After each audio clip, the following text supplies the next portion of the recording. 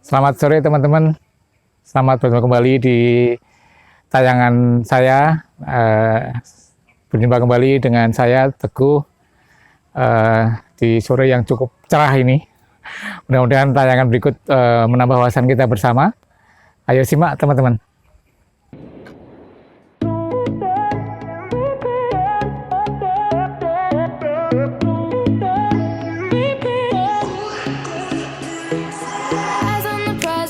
Sometimes you might fall on your way.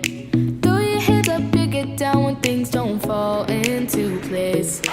Mad at the world, yeah, I've been there before. Lost and confused and thinking that you can't take anymore. No, no, no, don't worry about nothing, oh, it's all gonna be good. Oh, oh, oh, oh, you're really something now, didn't you know that you could? No, no, no, don't worry about nothing, oh, it's all gonna be good. Don't worry about nothing, nothing now, it's all gonna be good. So breathe like you know you should. Yeah, breathe till you've understood. Until you're feeling like yourself again. Feel the sunlight. Ya teman-teman, seperti kita ketahui sekarang masih pandemi ya, masih pandemi COVID ya. Nah mungkin bagaimana kita harus menjaga diri kita, bagaimana kita harus tetap menjalankan protokol-protokol kesehatan sesuai standar yang disampaikan oleh pemerintah. Tapi di sisi lain kita juga harus tetap menjaga kondisi fisik kita. Kondisi fisik yang terjaga tentu harapan kita akan juga menjaga ketahanan kita terhadap risiko untuk tertular COVID-19 ini, teman-teman sekalian.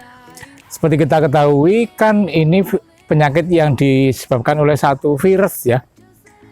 Virus itu kan bisa menginfeksi manusia dengan berbagai macam cara ya, termasuk juga tergantung dari jenis virusnya juga sebenarnya ya, caranya beda-beda juga.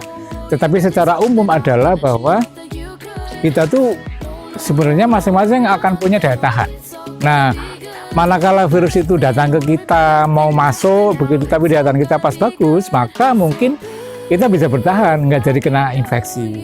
Tetapi kalau tiba-tiba virusnya itu datang dan kondisi badan kita sedang tidak fit, status imun kita juga tidak optimal, tidak bagus, ya ada risiko kita akan ketularan atau akan terinfeksi. Nah oleh karena itu salah satu hal yang juga harus kita perhatikan bersama adalah bagaimana kita menjaga supaya kita memiliki daya tahan yang memadai, yang cukup untuk supaya tidak tertular COVID.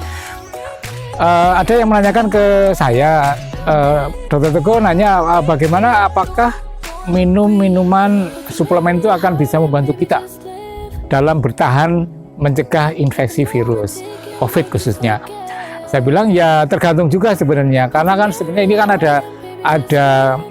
ada kesetimbangan. Virus ya punya kekuatan, tubuh kita juga harus punya kekuatan. Nah, manakala kekuatan kita istilahnya lebih bagus, maka ya virus nggak jadi masuk, nggak bisa masuk ke kita. Tetapi kalau kekuatan kita sedang jelek, imun kita juga kurang bagus, ya maka virus bisa masuk ke tubuh kita.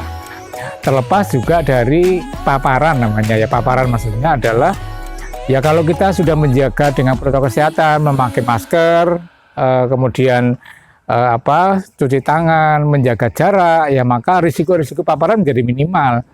Nah itu juga otomatis mengurangi risiko untuk mengalami proses infeksi.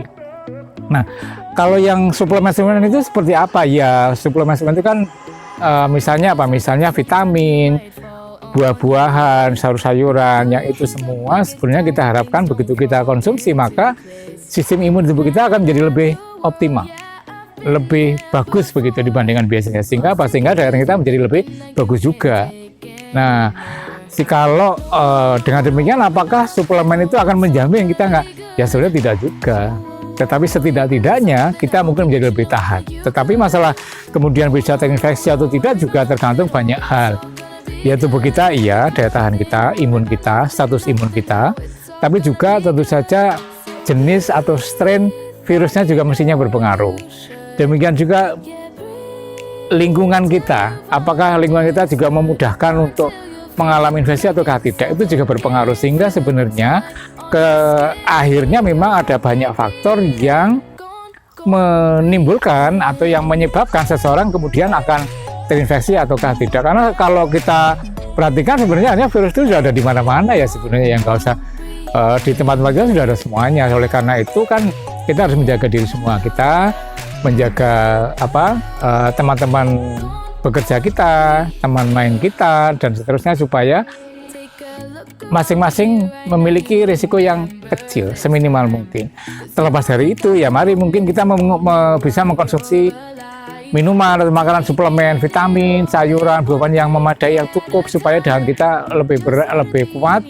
Dan juga jangan lupa olahraga ya teman saya, makan cukup, minum cukup, olahraga, istirahat cukup, ditambah suplemen. Nah, kalau itu semuanya sudah terpenuhi ya, insya Allah kita punya dahan yang lebih teman-teman. Nah, dengan itu kan kita tetap bisa sehat, bisa beraktivitas, dan jangan lupa tetap bisa donor kapanpun. Oke. Itulah teman-teman sedikit tips dari saya. Mudah-mudahan bermanfaat dan kita mendoakan semuanya ya, kita semua tetap sehat, terjaga, jangan sampai ada yang terinfeksi. Yang kebetulan sudah terinfeksi ya mudah-mudahan cepat sembuh, cepat pulih, tidak berat, dan tetap semangat ya teman-teman, tetap semangat untuk berdonor, jangan lupa berdonor darah, tetap jangan tinggalkan. Teman-teman sekalian, itu dulu dari saya, sampai ketemu di tayangan berikutnya. Jangan lupa subscribe, komen, like, dan tekan loncengnya serta share.